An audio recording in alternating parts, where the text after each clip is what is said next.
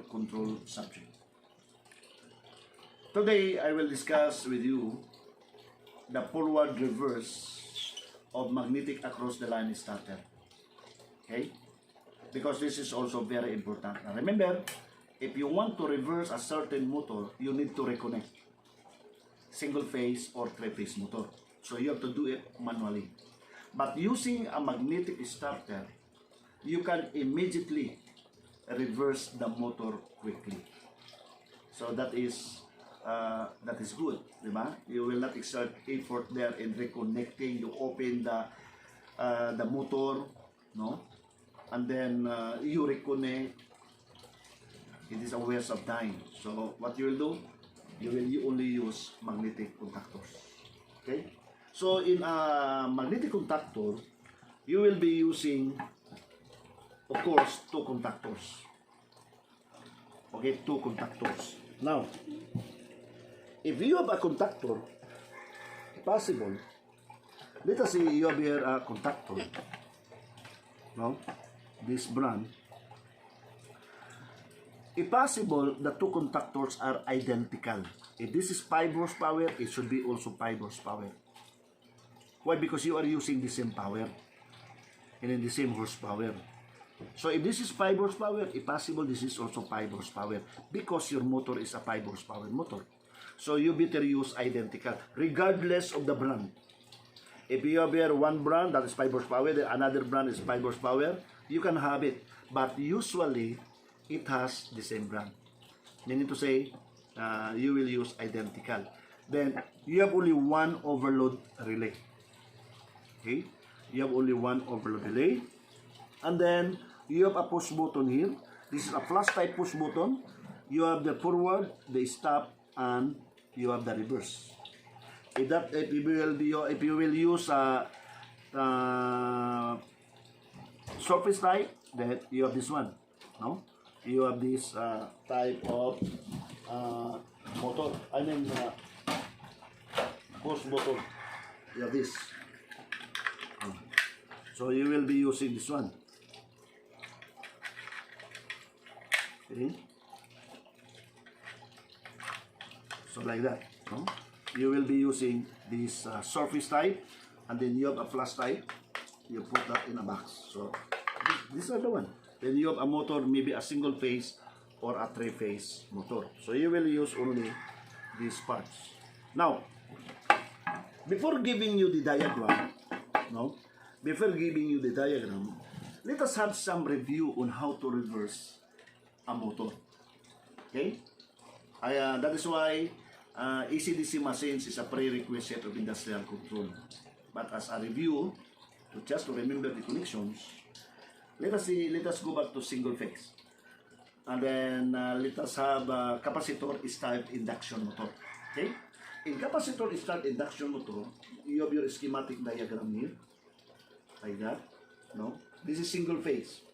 Because you can still reverse a three-phase motor automatically using a magnetic starter. Like that. Okay? So this is your running winding. This is your starting winding. Then you have your centrifugal switch or disconnected switch, and then you have your capacitor. Then you have your terminal mark here. You have terminal 5, you have terminal 1, you have terminal 4, and you have terminal 8. We will have it here. Terminal 4, and then this one is terminal 1, and then you have terminal 5. Okay? So you review that video because I also explained that one. So in reversing a capacitor start motor, what you will do is re-interchange only the starting winding or the running winding, but not both windings. Meaning to say, if you want to run your motor for counterclockwise, you connect terminal 1 and 5, and then you connect terminal 4 and 8.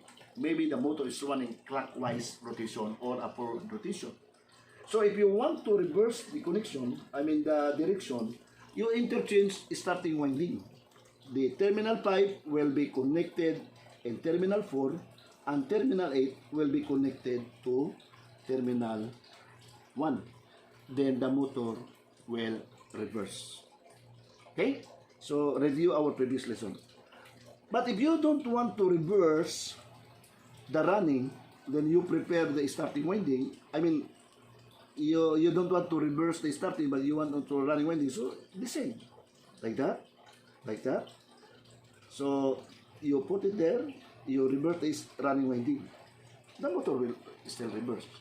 But if you reverse the starting winding, do not reverse the running winding because it will have the same rotation. Okay? So, you can reverse the single-phase motor, particularly the capacitor start induction motor, or even the split-phase motor, by interchanging only one of the windings, but not both windings.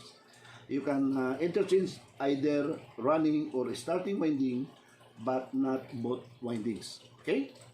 So that is it. Now, for three-phase, you have your three-phase motor here.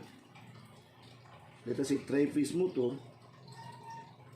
Then you have the 3 wires there.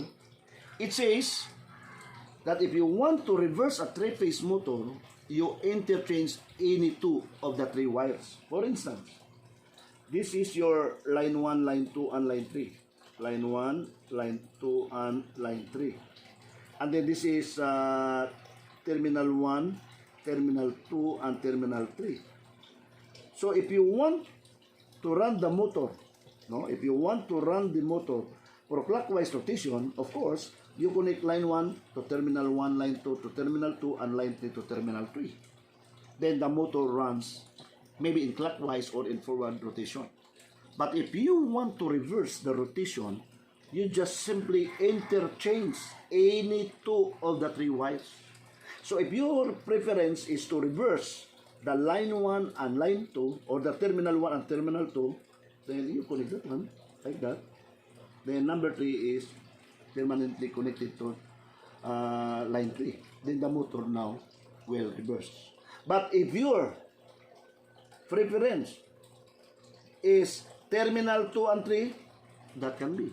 Still, the motor will reverse. Or if not, if your reference is terminal 1 and 3, then still the motor will reverse.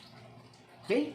So if you want to reverse a three-phase motor, interchange any 2 of the 3 leads of your motor. Now, again, as what I have told you, it is a waste of time if you will reconnect the motor because you want to run the motor for forward. Then maybe another day, you want to reverse the motor for reverse. So you reconnect again. So instead of doing it or doing like that, what you will do, use magnetic starter. The magnetic starter will be still under full voltage starter, the direct online magnetic starter. Okay? So you will be using 2 identical contactors, then 1 overload relay, then you have either you will use a flash type, it depends on type of insulation that you are using, a flash type or a surface type.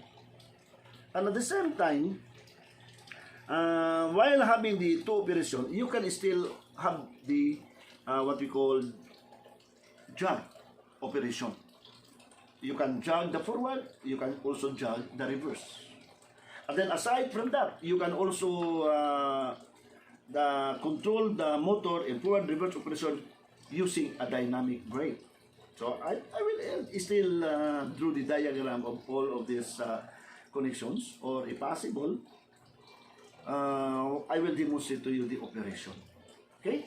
So that is on how to reverse a 3-phase and a single-phase motor using a magnetic contactor. So this is only an introduction. Okay? This is only an introduction on how to reverse a single-phase and 3-phase motor using magnetic starter.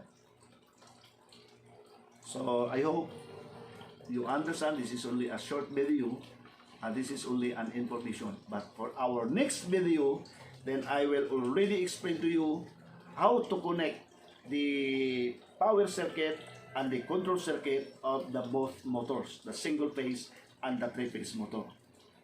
Mind you again, if you want to reverse a three-phase motor, you have a power circuit and you have a control circuit.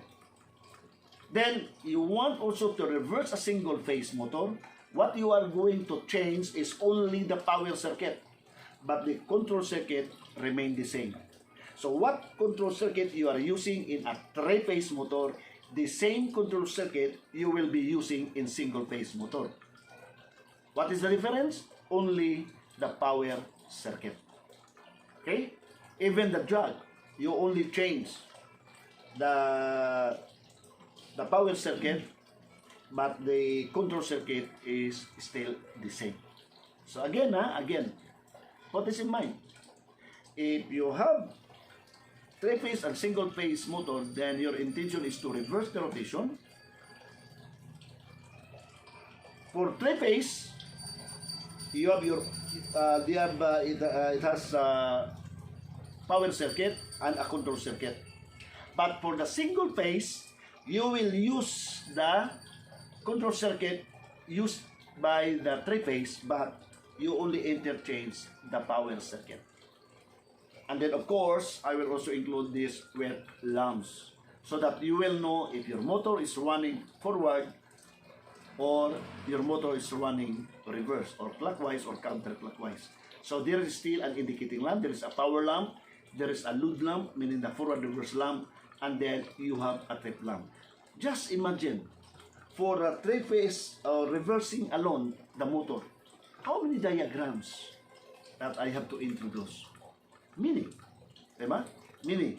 Then I want you to connect all these diagrams. If we are in the laboratory, I want you to connect. Considering that we have so many contactors, considering that we have materials, then there is no reason that you will not learn on how to connect that in actual. But again, be interested of the subject. Be interested of the subject. If you will go to industry or an industrial plant or a generating plant, you can really see these devices. Okay? So that's it. So again, like our videos and subscribe. Thank you and good day.